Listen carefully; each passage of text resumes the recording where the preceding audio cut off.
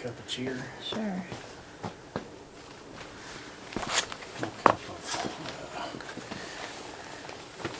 Hydration because I'm old.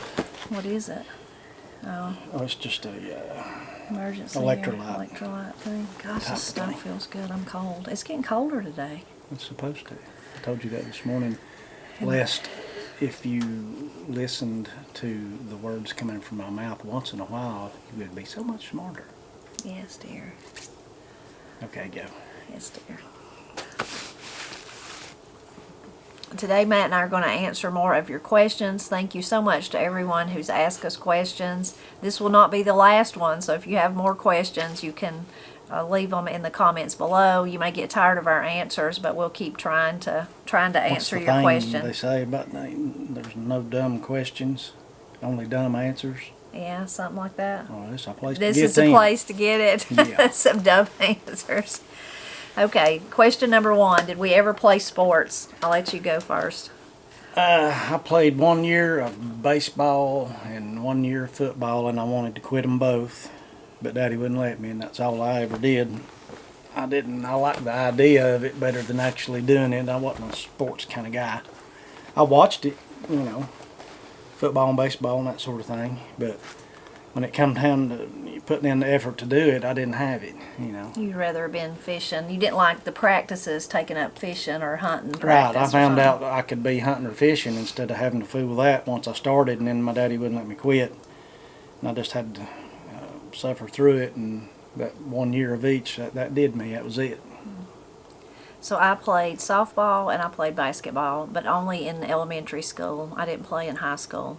I wouldn't have been good enough to make the team, either team, I'm sure, but I didn't try for neither one of them, but I'm sure I wouldn't have made it. But I played in elementary school, and I liked it. I liked the softball, and I wasn't very good at either one of them, but I liked it. I liked being with the other girls, and basketball, I played some for Martins Creek, and then Martins Creek and some of our schools are small, so sometimes even today they'll combine teams. So I played for Martins Creek, but I also played for Peachtree, even though I went to Martins Creek, and I wore the Peachtree green and white outfit there, uniform. So I did enjoy my sports, but I wasn't very good at it. What was Matt's profession before he quit to come home and help me? I worked for the county maintenance here in our county. I was right when I quit, I was actually the maintenance director, if you can imagine that. Yeah, I can imagine. I got it by default though, but my boss passed away from illness, and I was next in line. It ain't something that I strived for or wanted, and it's just not my thing. And I held that position. I don't know. He was in and out of work for some time prior to him passing away, so off and on it's probably 1.5 years or so. And I found out I'm not boss material real quick. It's just not anything I ever wanted to do or be. If I'm going to have to go to work, for somebody, just show me what to do and I'll go do it. Too many meetings for the boss man, and it required whole lots of emailing and computer work, which once again I'm quite dumb when it comes to that, and at this age don't want to learn it, so it was kind of frustrating, that part of it. And most of the time I just went out with the guys and worked, so the stuff that needed to be done in the office fell kind of behind pretty badly, because prior to being the boss, I'd always been out on the job actually working, and I just could never get past that. So yeah, that just wasn't my thing, being the boss.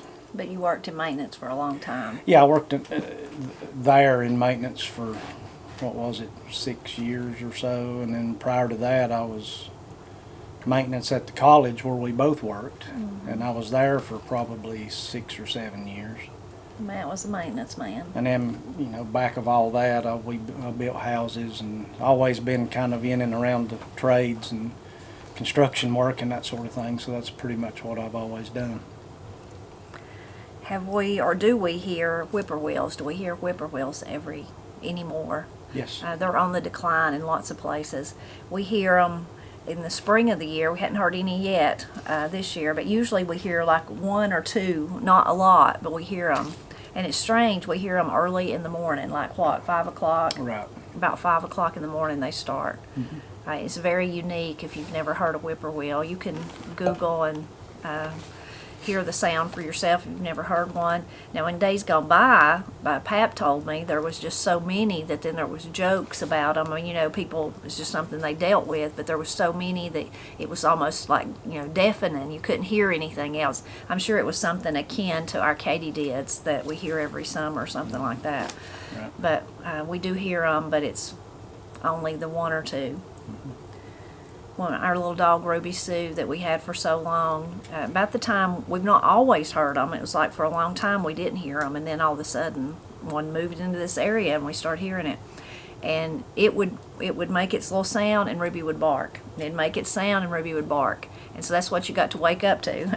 That's what you got to wake up to. Every day. Every day, yeah. And then they just do their little calling in the spring, and then you don't hear them anymore in the early spring, I would say. Anyway, I wish there was so many that it was maybe not deafening, but that you could really hear lots of them, a whole chorus, instead of just one or two. On average, how many cords of wood do we use a year? Oh, gosh, I don't Depends, know. I guess, on the winter, too. Well, It depends on if it's cold or not. Yeah, now that I'm home all the time, we're burning more because I like to fool with it. So we probably go, I would imagine, probably 4 cords in the winter. Okay. Have we ever listened to the Saturday night jamboree at the Grand Ole Opry? I have not. I know of it, and I've heard pieces of it here and there, that, you know, later on, but I've never just sat down and listened to it, I don't think. I don't think I have either. Pap and his brother Ray were invited to be on the Grand Ole Opry one time, but they didn't go. They didn't even have the money for a hamburger, and they just had to come back home. And we're all like, couldn't you just starve for a little while to say you was on the Grand Ole Opry? Have we always lived in Wilson Holler? Since Matt and I have been married, we have always lived here. Yes. Yeah, always lived here.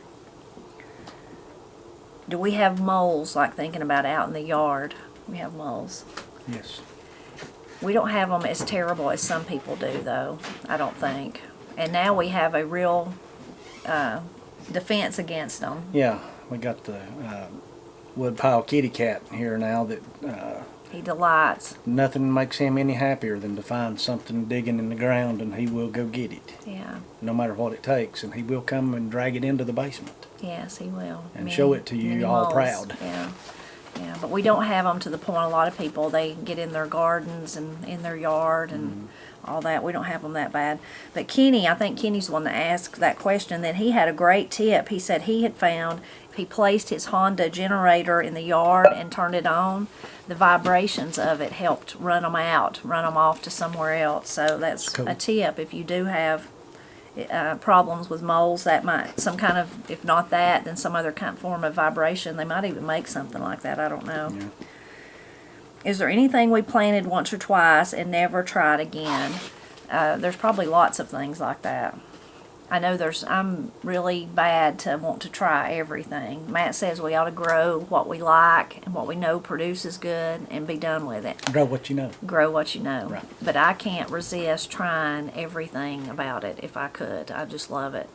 So there's certainly been, like tomatoes, I did better last year, don't you agree? You did.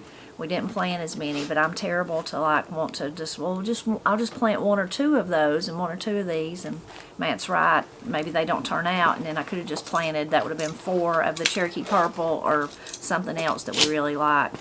But there's certainly tomatoes that we've tried that we wouldn't try again. Can't really think of any of them. One of them was the Golden Nugget we tried just in the last 2 or 3 years, a little yellow one. And can you remember any of them? And the funny thing about tomatoes or anything else, it might just be that maybe we didn't like them, but they may just not have done good for us, but they might do fantastic for Yeah. you. Just like some of the things we grow that does really good for us might not grow for you. Most all of them I like to some degree. Some of them I like more than others, but it has to do a whole lot with where we are and will they grow and put out. Yeah. And if they don't put out very much at all, but they're taking up all the space, then we quit 'em. Yeah. And we put something there that we know will. I did do better last year, but I still did some of that, so we tried brandywines again. We used to try those ages and ages ago, and they never grew good for us, and so we tried them last year. And German Johnson tried one of those last year, and again, just not compared to the Cherokee Purple. They just didn't. I mean, maybe I think with the German Johnson, it was just like what used to happen. We got like 2 tomatoes on one plant. That's it for the whole season, 2 tomatoes. And then on the Brandywines, did a little bit better, but not like what, if you spend all that time and effort, what you want to produce. So certainly them.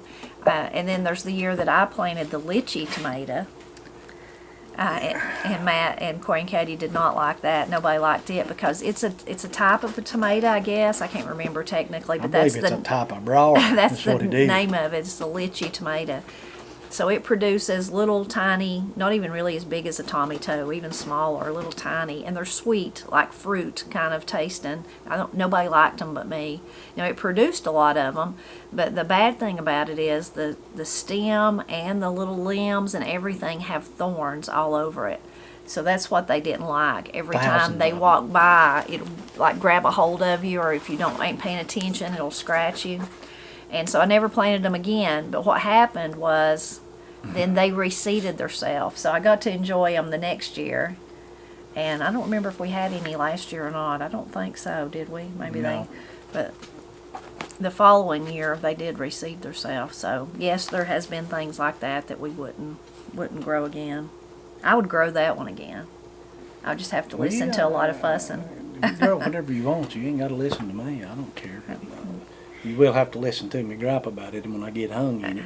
You are the voice of reason, though. It is true that we should grow what we know, and what we know produces. After all these years, what we know produces good for us. Now, but sometimes you grow something different and find something you love and will always grow. So that's the trade-off. So there has been, I guess, a few things like that.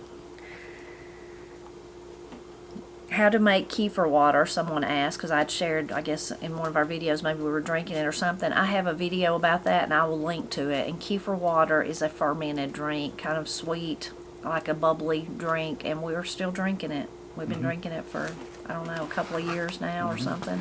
We still enjoy it. Right now we have, mostly what we make now is pineapple and like a ginger lemon, and that's what's in our fridge right now. But I will link to that video in the description below, so if you want to go find out more about that. Do we like frog legs? Yes. I like frog legs, but I think I would like them better if like somebody went frog gigging and then cooked them at home. The only ones I think I've ever eat was like out somewhere. So I'm not sure they would be as good as fresh ones. No, but they were okay. I liked them fine. I've eaten them quite a few times and I like them. Have you ever been frog gigging?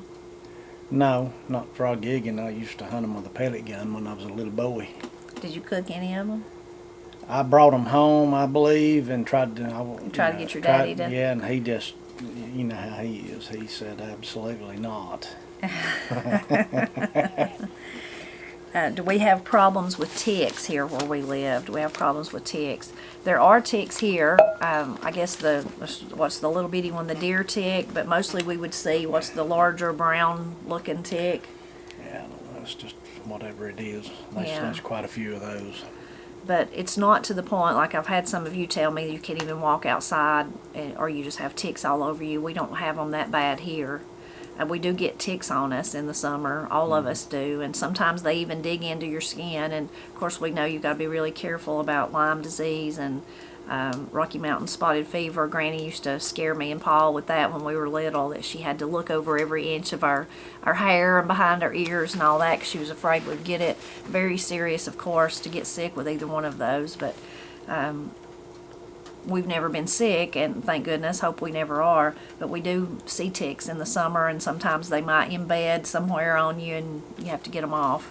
My aunt and uncle used to pay me $10 to de-tick their dog, and I would sit on the sidewalk and pull the ticks off of it and stomp them. It's fun pastime for a young boy. I bet. That $10 was too. Oh, I bet the $10 was nice. Long time yeah, ago. that was a lot of money. You got to go buy something. I'd get somebody, or if next time somebody went to town with that $10, take me to some of the times Western Auto, and I'd buy 22 shells with it. And they would literally sell me them when I was 8, 9 years old. Yeah, different time. It's a different time, right? And I'd go in there and buy a bunch of them. That way I'd be stocked up for squirrel hunt.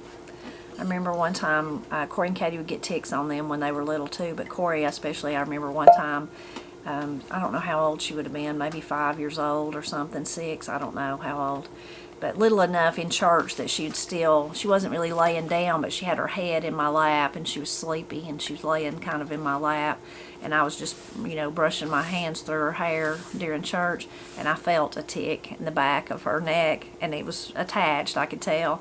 And I knew I couldn't say a word because she would have just freaked out in church, and it would have been a whole ordeal. So I never said a word. I just had to wait till we got home, and then I'm like, Corey, come in here. there's a tick in your hair. I got to get it out now, but I couldn't get it out there. Anyway, but we do have to deal with them, and I feel so bad for anybody that's got sick from having them.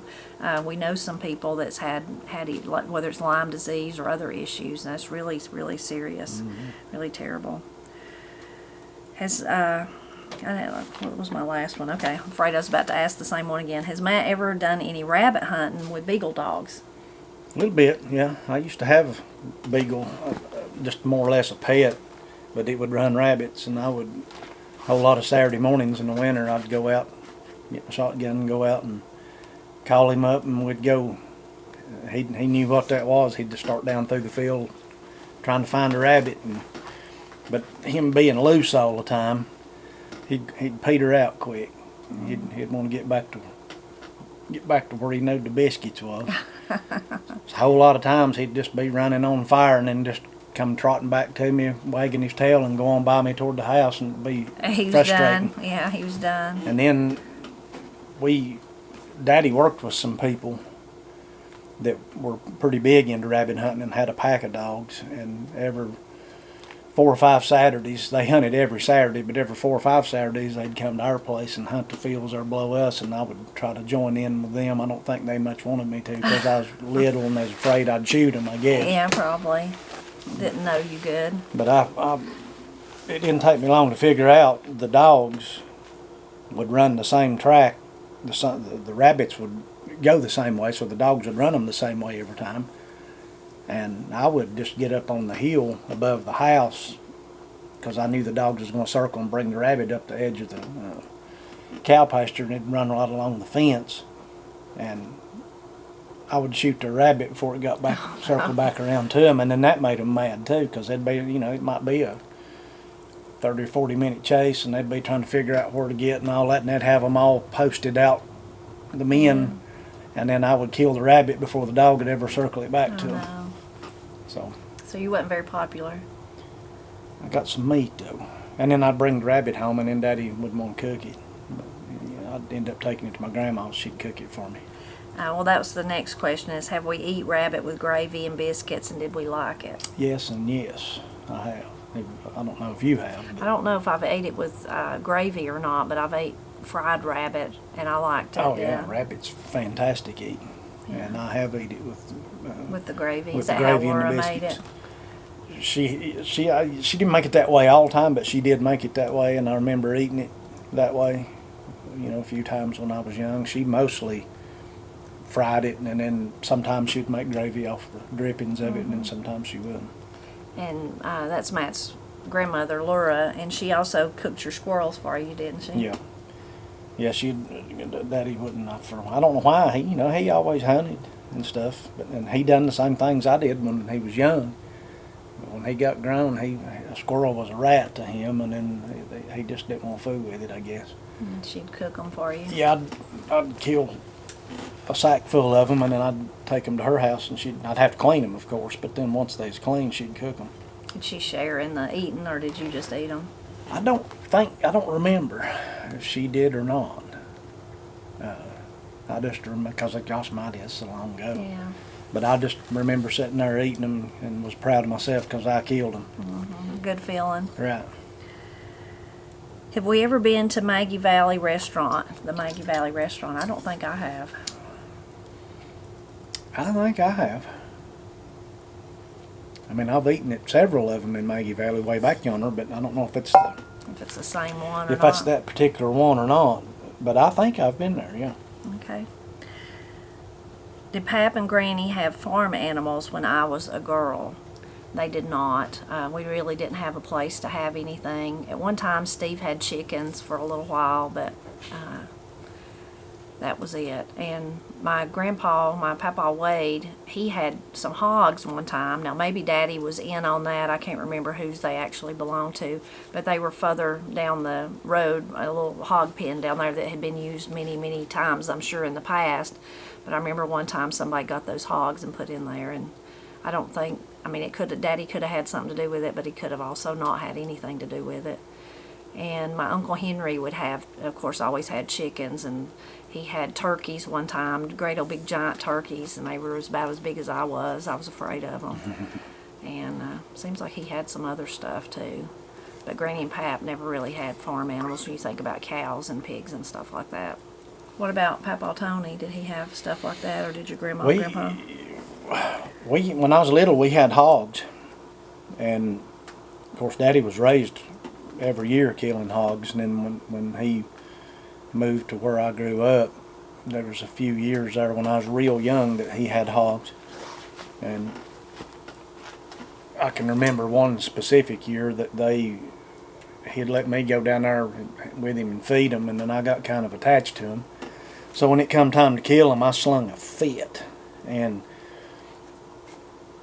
so, back then, I think it was the same here, and probably a lot of communities. They had somebody would come and kill them for you for either a price and help you put them up for either a fee or part of the meat. Mm-hmm. And the guy came. It come time for the guy to come and get the hogs, and Daddy got them and got them up out of the pen, and the dude backed the truck up there, and it was about I reckon they was gonna, what they done would shoot them and then drag them up in the truck, and I went crazy. I got all upset and mad because I'd been feeding them all summer, and talking to them, named them, that sort of thing. And I remember being at my grandpa's house, and he had a hog a big hog in a pen, and a big wood slatted pen with a little tin roof on it. And I remember I stuck my fingers through there and just about got my finger bit off. And they'd told me not to do that because a hog bite's pretty rough. I mean, and they're strong. But he had his little pink nose up there at the slats, and I just couldn't resist. Couldn't help it, and he got me. Oh gosh. Yep. But that was the last time I done that. I learned. Yeah. Does Matt remember a cross in Waynesville that would be lit up at night? Yes. Yeah, and I don't remember exactly the story behind that, and it's still there to this day. I mean, as far as I know, it's on the mountain it's on Balsam Mountain, or going up toward Balsam, and I think a man's put that up there in memory or honor of his daughter that died. I think is the story of that. Now I don't know any details, and I don't know who he was or the circumstances of any of it, but that's what I think that was about. And I mean, it's a big one. You've seen it. Yeah. Mm-hmm. And as far as I know, it's still there. I mean, the last time I went through there and remembered to look, it was there, and that's not been that long ago, a few years ago. Yeah. Do we remember Peter Jenkins? He wrote the book, A Walk Across America, and he come through our area. I don't remember him. I would have been too young to really know anything like that was going on, or I think it was in the late 70s when he come through here. I might even be wrong about that, but I think that was when it was. But I did know about him. And Matt didn't remember him because he wasn't here, of course.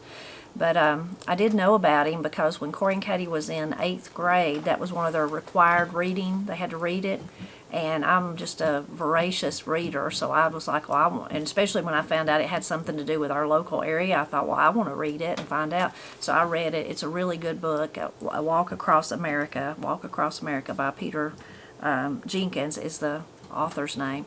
And the school Corey and Katie went to at that time, they had because it was it's like every year they'd done this little program, or not really a program, but a really focus on that book, and talked about all the different aspects of it, and what he's seen, and it was just this whole thing that the school got involved in their class. So we really enjoyed it. I did, and Corey and Katie did too. They enjoyed it. Okay, I think we'll just answer 2 more today before we quit. So one of them is, what do I think about Matt's beard? What do I like? Do I like it since he's growing it out?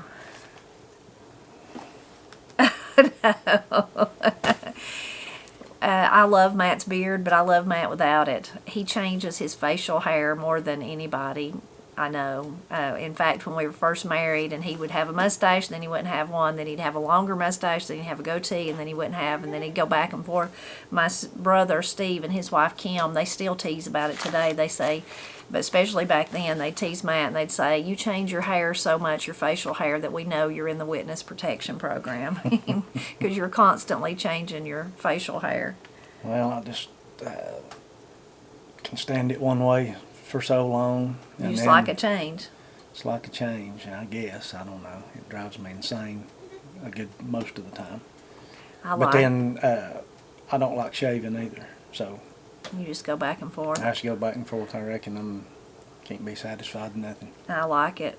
Like I said, if it's a beard, if it's a goatee, if it's a mustache, if it's clean shaven, I like it all. I think Matt's pretty handsome. I had just for many years, just a mustache. From the time when we first were met, Matt just had a mustache. From the time I could barely grow one until I figured out I could, then that's the way it was for forevermore.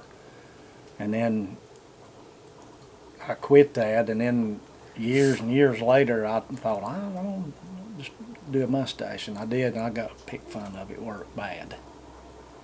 So I won't say what they said, but it was. I immediately come home and got rid of that. When Corey and Katie was real little, and Matt most of the time had a mustache in those days, he was still even then though he would shave, but when they got, I guess, big enough to really notice and pay attention or whatever, I don't know. But one time they were big enough to walk around, and he shaved his mustache, never thought nothing about it, and went in the living room and sat down, and then they come in there and they seen him. And they cried. Oh my goodness. They took off running and they cried. And they knew it was still him, but they kept saying, put it back. Daddy, put it back. Put it back. Yeah. Put it back. Of course, he couldn't put it back. It's too late. Yeah, they didn't like that. They didn't like it at all. But one time, about 10 years ago, I grew a big old beard. Do you remember that, or what? I probably got a picture. If I can find a picture, I'll put it in here. But yeah, Matt grew a giant beard. It's the biggest. Most of the time, all his beards are he trims them and keeps them close. But that one was not. Yeah, that was sort of obnoxious, wasn't it? It was all right. I didn't care. But since then, it has turned gray. So yeah, it wasn't that way then, but it is now. My Uncle Henry always had a beard. My whole growing up life, he always had one, and then he got to a point where he shaved it. And I can remember when he first shaved it, it was just so unnatural. He just looked like a different person, After that, he'd have a mustache or whatever, and it was fine. But when he first shaved that beard, it was like, I don't know, it's like shocking. He just didn't look right. Yeah, because he'd always had one my whole life. I mean, I've never seen him without a beard. So it is funny how we get used to those. But with Matt, you don't, because he changes it all the time. Even if you've been watching our videos a long time, you probably notice the different changes where he'll suddenly be clean shaven, and then he'll have a goatee, then he'll have a beard. Yeah, I just get you one of those big handlebar ones you twist the ends or make it curl up. You could do that. No, I couldn't do that. I couldn't stand that. My uncle done that one for a while when I was young. That's the way he wore his. Which one? Sam. Did he? Did he twist it out like that? I don't remember if it was. I mean, it wasn't just great big, but it come down to a point and it kind of stuck out. And I don't know if he waxed it. I don't know what he done. You know how they used to do. Yeah. I can remember. I remember getting bee stung really bad, and I remember he run me down and caught me. I mean, I had got in a bee gun of my grandpa's, and probably had 50-something stings all at one time, and it was summertime, I didn't have a shirt on, they was all over me, and he was trying to rake them off of me. And he went spitting backer juice on all the stings and rubbing it in, and I remember that mustache while he was doing that. Oh, he's doing it. Yeah, and I remember thinking, that's nasty. But that's, It's an old remedy. It's an old remedy, and looking back, it's kind of funny, but it wasn't at the time. Yeah. Pap was always clean shaven. As he kept his Marine days, I never seen him. Now he might, if he was feeling bad or something, he might have like a little stubble, but he'd have to be feeling really bad where he even had that. So he was always clean shaven. Paul's always been like that. He might have a little bit. Did Paul? Paul ain't never had a beard, has he? I've never seen him with a beard, but now he could grow a good one. And Pap could too, way better than I can. But. And my brother Steve had a mustache like that for many, many, many years, and then he finally shaved it off. Yeah. Yeah. So, interesting. And also, too, it's according to, if you're trying to attract a female, you got to clean up once in a while. Yeah. Don't want you looking elsewhere, because I'm scraggly. You ain't scraggly. I said, I I think way. you're handsome with the beard, without the beard, with the mustache, with the goatee. Yeah. I like it all. Okay. That's good. Okay, last one that we'll do today is, does Matt believe there are mountain lions here where we live? Does he believe there are mountain lions? I don't believe that there's like a population of them that live here or they stay here. I think it's quite plausible that once in a while one could wander through here, yeah. Their territory is big, and a lot of people absolutely don't believe it and think you're crazy if you say it, but yeah, I believe that there has been some here and been some through here, and there probably was a population of them here 200 years ago, probably, but if they were very many, there'd be more sightings of them, more sign of them, the people that stay in the woods a lot like us. You'd see them or see sign of them, if they stayed here regular. When I first met Matt, I had a mountain lion story of seeing one, and he didn't believe me in those days. But then when he met Daddy, and then got to know Daddy, then he realized it must be for sure what I seen. Well, you don't know the whole of that story either. What? It really wasn't that when we first met that I didn't believe you. It's just I was going on with you just because. To tease me. Just to tease you, just because. And so I fell for it. I wouldn't, anything you said that you seen or saw or done, I would believe it.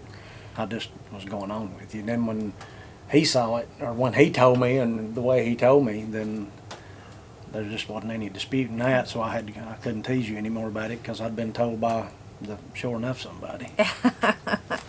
So me and Daddy seen it together. We were going across Franklin Mountain. I still remember exactly where we were at. And Paul was with us, but poor Paul, he was bent over in the floorboard tying his shoe. So he didn't see it, but we did. And it was broad daylight. It was right there in front of the car. There was just wasn't like off in the bushes or anything. It was right in the highway. So there was no mistaking it. So that's my mountain lion story. And then when me and Matt both still worked at the college, when we were working there, the security guard there, which we knew very, very well, and he saw one morning when he was there early, and he was actually a sheriff's deputy, but that was his duty, was being a guard at the college. They don't do that now, I don't think, anymore. But anyway, he was just kind of checking everything out before people started arriving one morning real early, and he was, just happened to his lights, he saw one. Well, then they have those big lights. He got the light and watched it, and it was, the river goes right through there behind the college. Anyway, so I certainly believe him. Oh, yeah. And he was, again, it wasn't just lickety split, it was gone. It was like me and Daddy, he got to watch it, and there it was. So and then a couple of years ago, we probably told this story, but Katie has a mountain lion story. She's over there smiling at us. But Matt was sick. He had the creeping crud, palpitus of the punk. He had something. Yeah, I had a fever. He was just out of it. But it was the weekend that we were having Christmas at the Presleys. So we wanted to go, but we hated to leave Matt, but we did. We left Matt. So me and Corey and Katie decided we'd go, and we just go that day, go straight out there, have eat with them and have enjoyment, and then come back home. So that's what we did. So, and Matt literally had not moved from the position he was in when we left him on the couch. Oh, sick. Anyway, but when we got back that night, and then it was a Sunday night, and we had to go to work the next day, and, they had to get in the bed for school and all that. I was exhausted, and Matt was still on the couch. He was still passed out with his cough medicine or whatever he was taking. But Katie runs in my room and jumps on the bed. And it's like, Mama, did you hear that? Did you hear that? And I'm like trying to fight my way back out of sleep. I'm like, what, Katie, what? She's like, I heard something outside. I think somebody just died. And I'm like, well, there's nobody outside, Katie. What are you talking about? I heard this terrible, terrible screaming. And I was just like, go tell your daddy. That's what I always say, go tell your daddy. So she went to try to tell Matt, and he was just so out of it, he couldn't wake up. And he told her something about it being underwater, plumb to the something. I can't remember what he something said. crazy. Like he didn't even know what she was talking about. It wasn't even logical. It wasn't even logical. Anyway, and then she come back to me. And then by that, I'm trying to wake up and think, is there somebody outside dying? What's going on? Is there something wrong with Steve and Kim? What's going on? And anyway, finally I said, I don't remember me or Katie won. I said, well, they say that a mountain lion sounds like a woman screaming. Could that have been it? So then I go back to sleep, and Katie comes back, Mama, this is it. I searched on the internet and I found this is what it sounds like. So she'd listened to it. So she just said it was the most horrible thing she'd ever heard in her life. Really creepy. And then, so, of course we didn't see it or nothing like that. And then maybe a week or so later, Katie was, I don't even remember if he was telling that or somehow, I guess we were telling it, and their Aunt Kim, my sister-in-law, she said, well, I have my own story. She said, so she was at home washing the dishes, and April come home from work. That's my niece, April, just a year younger than Katie and Corey. And she heard April pull up, and then she, is just washing the dishes and everything, and then all of a sudden she hears this screaming. Well, she thinks that maybe April, they have a long sidewalk, or they did, now it's Corey and Austin's, but that long sidewalk, she thought maybe that April had fell somehow and broke her ankle, so she just runs in there to the door to see, oh my goodness, what's happened to April, why is she screaming like that? Well, April meets her at the door, she's trying to get in, like, Mama, let me in, let me in, let me in. And so they had heard whatever it was, and again, they thought that it was a mountain lion too. It was around that same time. It was around that same time. Yeah, it was like a week later. In the same place. In the same place, the yeah. I said I thought I heard it coming from. So nobody's seen that one, but I know what me and Pap saw on Franklin Mountain, and I believe Harold, the security guard at Tri-County, I know what he's seen. I believe him. He was level-headed, wasn't somebody prone to make up stuff or something like that, and had an ample opportunity. So yes, I believe they're here. Now, one time, somewhere, there's a video of it on the Blind Pig channel at Christmas. We had, what was that, 2010 or something? I think so. Yeah. We had a beautiful white Christmas. It started snowing Christmas morning. And like by 2 o'clock that day, that we probably had, 10 inches or something. It was beautiful. Of course, we went out. The first day, me and Matt went out. We left Katie and Corey and April building snowmen and playing outside, sledding. And we went on a big giant walk up the mountain and around, made a big circle and come back anyway. Well, then Katie and Corey was jealous. So the next day we went on another one. And then when we did, we seen tracks that had been following us. So first Matt thought that maybe it was a mountain lion, but then after that he decided, we were all like, Katie and Corey's like looking in the woods like it was probably following us today. Whatever it was had been following us, but after that you decided it was probably a bobcat, didn't you? Yeah, I got to looking into, their tracks and all that. their tracks, and I didn't realize that a bobcat has as big a foot as it does, and then on snow that they'll really spread their toes out for, I guess, just stability, and that's probably what I think it was, because there's quite a few of those. And it was probably just curious what we were doing, probably Yeah. not like it was going to attack us or nothing. Yeah, but anyway, Just curious. that's what I think it was. But yeah, I don't know. I don't.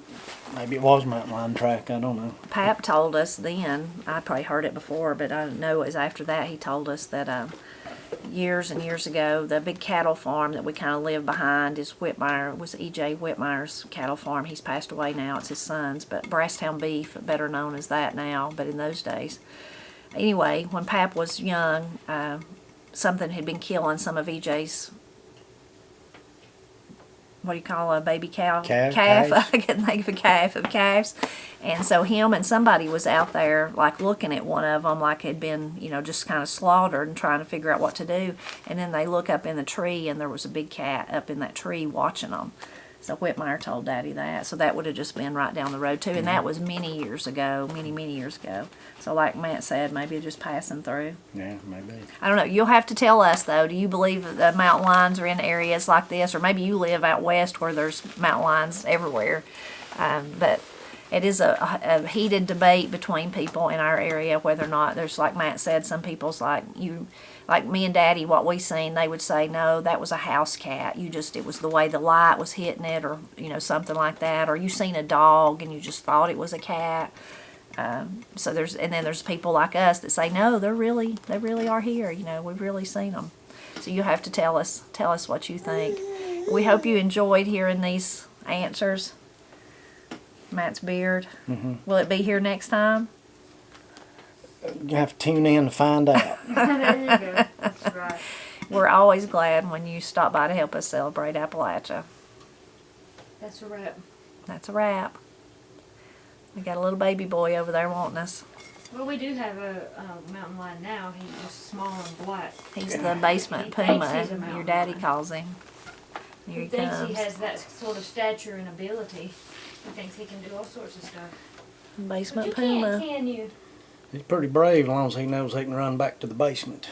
Yeah, that's true. He is pretty brave. So long as the door's open, he knows he can skitter in and get behind the washer. I will say though, for our cat, he's pretty What are you doing, big boy? pretty strong. Pretty brave. Just dying to have one of y'all. Oh, no. Has this big crack in the floor always been here? No, it's just since your mama said that.